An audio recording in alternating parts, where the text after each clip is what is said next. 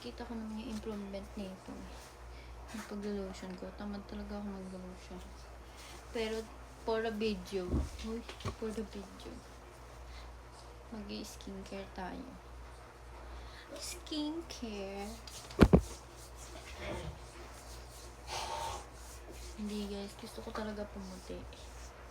Kaya nag-J-Animal ako. And, nakita ko na may result. Kasi dati, super negra ko.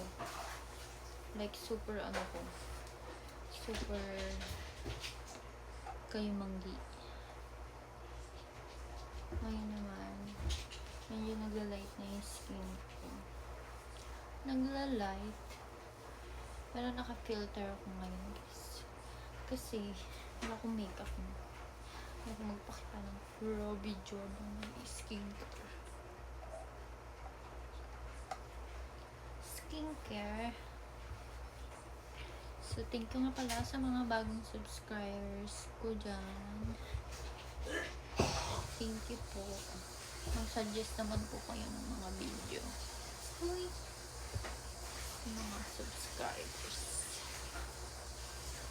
At sana mamonetize na ako dito sa YouTube.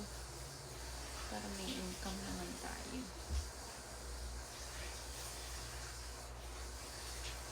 Ito guys, nilalagyan ko. Ito kasi kalmot ng pusa ko to. Tapos nagmarka siya sa akin. Ang tagal na nito.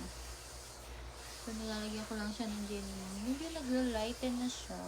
Pero dati sobrang pula niya. Yung parang fake light niya mapula. Ngayon na siya. Medyo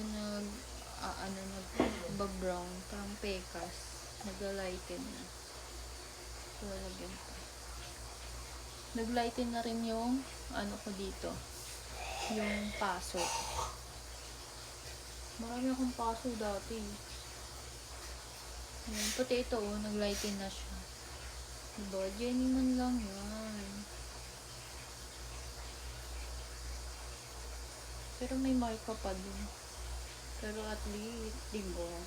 At least! So, yun lang guys. Ang dungis ang pusa ko. Lilinisan ko na to.